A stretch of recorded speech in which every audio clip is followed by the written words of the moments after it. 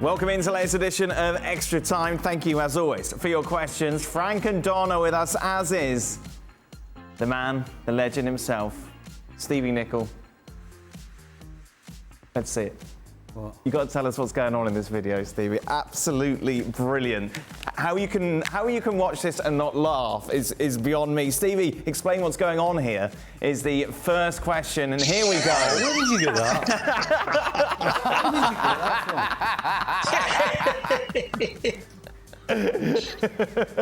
You never kept that quiet, did you? Eleanor sent it to me. I'll tell you what. Look at that. What is that? What's he doing? What are you doing? I'm playing a game on the Oculus. Right. So there's all these balls are coming at you in different areas and you've got to hit them. I can't believe it. Okay. I can't- You have Tell you to- what, it's hand. You have to. You know what? My thighs were killing me. I can't believe you can get Your down that knees. low, Stevie. No, Stevie, I your couldn't get knees are the back up. same colour as the sofas, man. And what's the Do you have to? Stevie, do you have to dress like that, or it's somebody? That was my I'm casual in the house. And what's on your feet? Look at that. Yeah, I got we my got it. slippers on. Have you got slippers and socks on? Aye. Why? Well, because I took my shoes off, took my trainers off, and put my slippers on. Right. What So an don't let me outfit. chew them. It's Yeah, but fantastic, isn't it? take your socks off. When you wear flip-flop, don't wear socks. At least. It looks Tell you like a what, it's no sketch easy from the that, by the way. 1980s. I was tired. My it's thighs brilliant. were killing me after that. Brilliant. There we go. Very good, Stevie. Thank you very much to Eleanor for sending me I'll be that. seeing her when I get here. Much appreciated. Obligatory percentage question for Don. The percentage chance that either Everton, Brentford, Fulham or Leeds will be relegated after this season.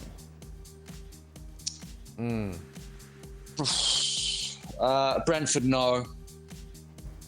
Well, I mean, percentage-wise, I don't know, because I think Everton without Calvert-Lewin are going to be in a spot of bother. Leeds Right. could go down. Who's the other one? Fulham. So them three are in it with Bournemouth. Right. So how do I do a percentage out of that lot? 4 into 100. You could just put 4 into 100. 4 into 100. You could just give me, a percentage for each one. Oh, I see. Okay. Right, Brentford, 0. They'll be Right. fine. Yeah. They'll be fine, absolutely fine. Then I think you're looking... Everton, oh dear me. I think Fulham will go, so they're high. I think Leeds will go, and I think Bournemouth will go. Everton, just okay. So what percentage chance are Everton to go down? 30. Ooh. 30% is quite high, That is Don. high. it? Yeah. So what's the rest? That doesn't work out. Well, no, It's not going to work players. out. no. Got no That's not going players. to work out, Don. No, it doesn't have to add up to 100, does it? Because there's three places. Well, hold on a second. Right. So he's saying that Everton, Right, this the is other gonna teams get- have this is got gonna- more chance of going down than Everton. Yes. Right? Yes. So if Everton's at 30, Yes. then the other teams have got to be more than 30. Yes. So how does that all There's this three, going to add there's up? 3 places, isn't it? You're not just going for one place. There's No, not. but he's throwing 4, so there's 3 others. And if Everton are on 30, the other 3, Stevie, shush, man. Stevie, there's I nearly got only away with that. 70% left for the other 3. I nearly got away with that. And none of them can be lower than 30, so that doesn't count. That's 90. 90 and 30 is 120. There you go. Right. Hang on, detective. What? I can count that. I can do a lot of things, but Frank, how much potential does Saliba have?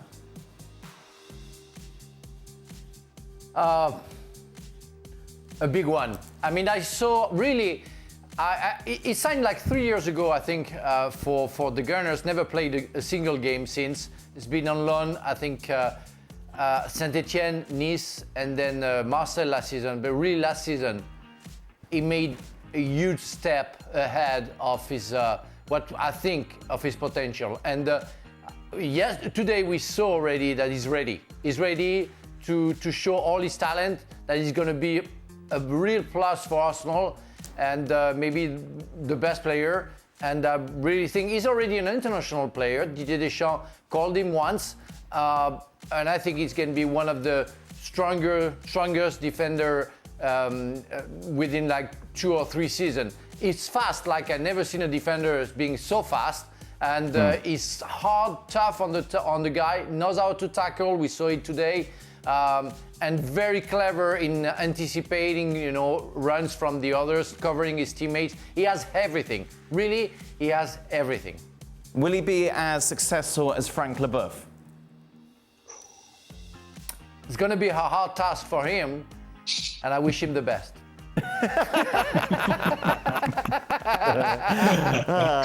That's a no. How does it feel, Don, going into the first game of a season? It can't be just another game. Have you ever dreaded going into the first game knowing that it was going to be a long season for the team?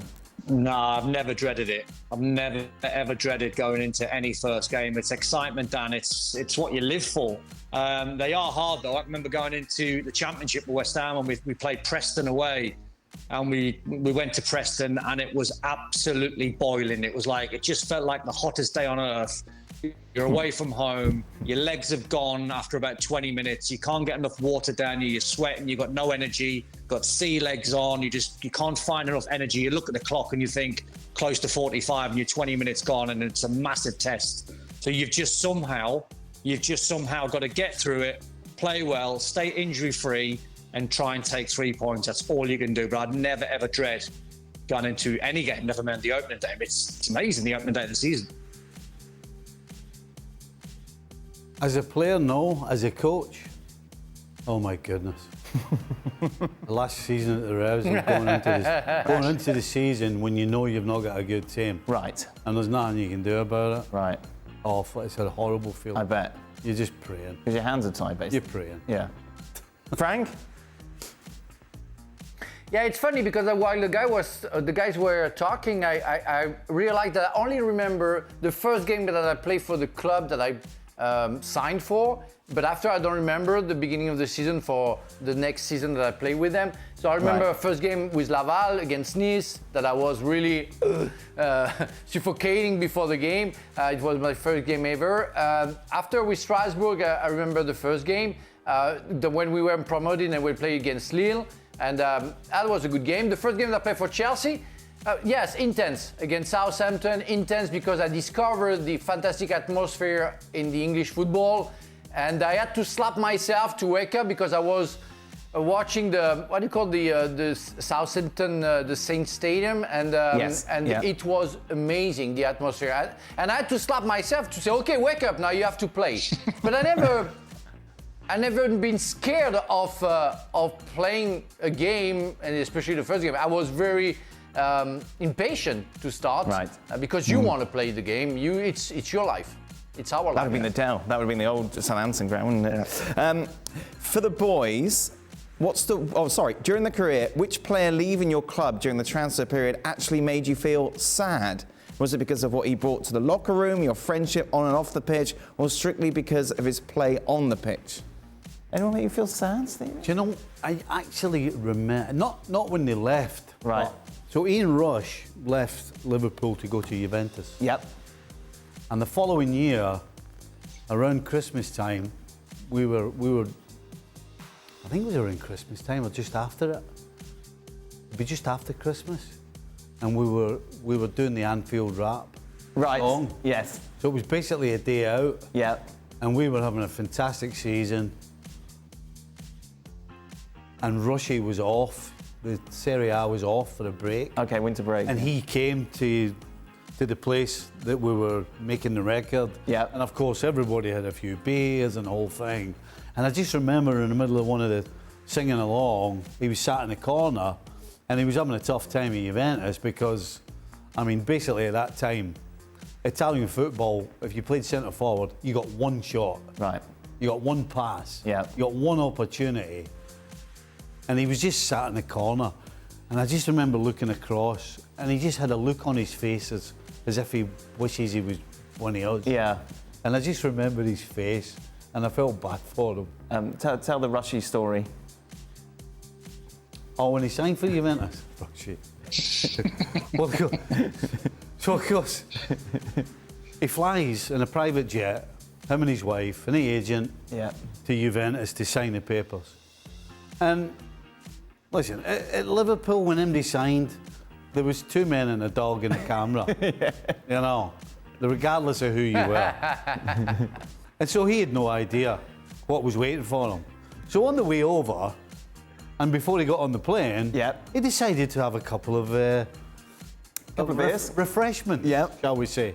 So by the time he actually got there, he was well oiled. Right? Anyway, so the plane comes down, lands, and they're coming down the runway, and him and his wife are looking out the window, and there's about 10,000 people there, and he's like that. He's thinking, what's this about? He's like, is there somebody else coming? And so the Italian guys went, no, this is for you. And he's like, what? Anyway, so they get out of the plane, they come down, and of course all the cameras are there, and this reporter shoves a camera in his face and shoves a mic in his face and says, Mr. Raj, have you anything to say to the Juventus fans? And Rushy went, welcome.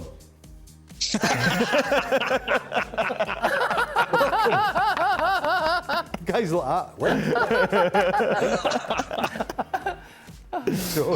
Brilliant. What about you, Don? When someone left, did you feel sad? No, I was probably the one that was leaving. No one felt sad. No, everyone was like, yeah, he's off. That's it, Don's gone. Don's gone, happy days. What about you, Frank? Well, everybody would thought when Craig Burley left, I was sad, but I didn't. I don't even remember it. But one player, José Cobos playing for Strasbourg and signed for Paris Saint-Germain. We were like brothers, and when he signed, I was sad, happy for him, but sad for myself. And after when Flair was playing for Chelsea, when Steve Clark left, even if I was playing with Michael Duberry, and then Marcel Desailly came over, and it was nice to have them. I felt something was different after him, because he was really somebody special, somebody that I didn't know, a fantastic teammate with a fantastic behavior and mentality. So I was sad to see him leaving. Don, what's the worst berating, either behind closed doors or in front of the team, that you've ever had from a manager? Oh, my days. I mean, we've all had millions of them. I mean, Harry Redknapp's given me a fair few. Graham Souness has given me a fair few. Right. Probably Harry, really, because me and Harry didn't really see eye to eye. Everything that Graham Souness gave me was because Graham knew the game and he was honest and he secretly liked me. I remember Graham getting me in the office. Secretly I told you this. No, I'll tell you a story which sums Graham up. And when I was at Liverpool, he used to be on me every single day, Dan, and he used to hammer me every single day, like literally every day. And it got to about sort of like 3 or 4 weeks, and I just knew it was coming, and I was a little bit paranoid, but he was giving me it every single day. And I went to see him, and I knocked on the door, and he opened the door, and he sort of went in there, and I went, Gaffer, can I have a quick word? And he went, yeah. So I've gone like, Gaffer, like every single day, am I doing something wrong? Because every single day, you're having a go at me. You're on my case every single day. And he come out with a line. I went, I'll never forget it. He come out with a line. He went, the day I'm not on you is the day I don't care about you. Right. And it was basically saying he's on me every single day because he likes me and he wants me to do well.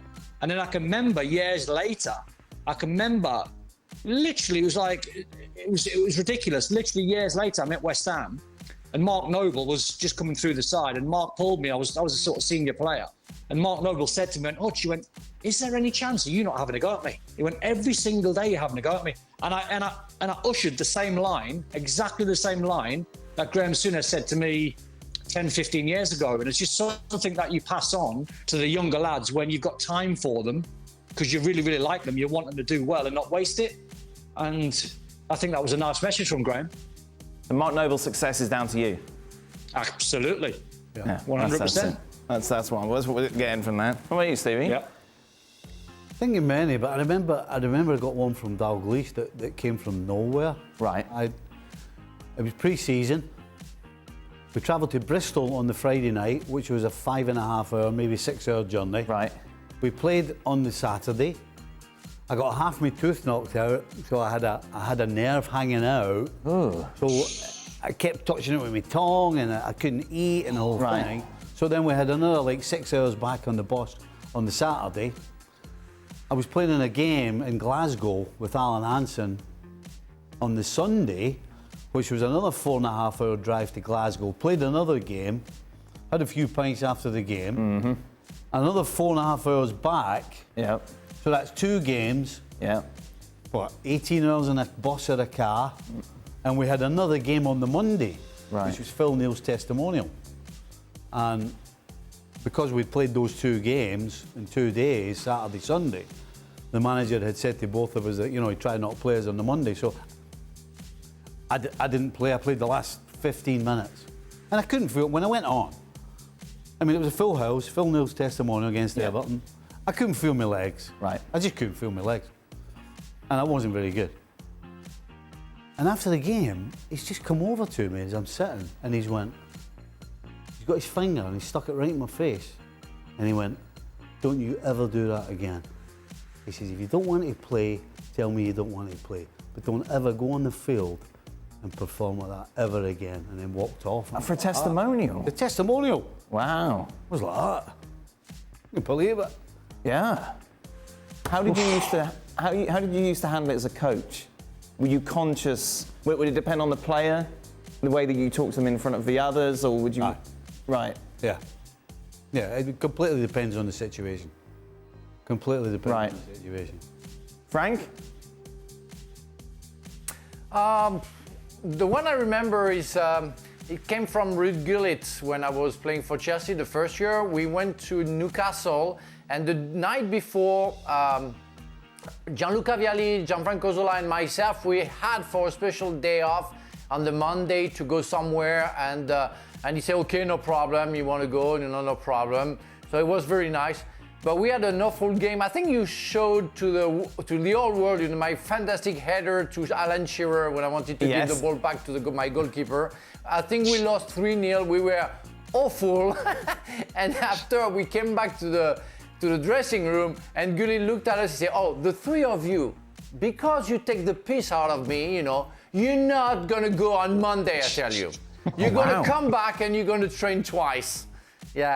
Yeah, but we deserved it. We were awful, and I was the worst, I have to say. And did you go back on the Monday in the end? Of course. Right. You don't have, no. The Dutch is stubborn, so you have to stick to what he says. There's been plenty of times, Dan. There's been plenty of times down the years. I remember Peter Reid just won, but I'm sure the lads will have had it as well. When I was playing for Sunderland and we organised a night out in London, we played, I think it might have been Tottenham or West Ham, and we organised the night out in London, and we got absolutely battered, 3 or 4-0. And then Peter Reid said to everyone that was staying down, "No chance you are staying down. Get yourself back in the coach all the way back to Sunderland." Oh, like naughty kids. Yeah, exactly. Oh my goodness. That is it. Thank you very much, guys. Stay out of trouble this weekend. Just a reminder, ESPN FC with you every single day. Well, thank you very much for watching ESPN on YouTube. For more sports highlights and analysis, be sure to download the ESPN app. And for live streaming, premium content, and let's not forget as well, ESPN FC 7 days a week. Subscribe to ESPN Plus.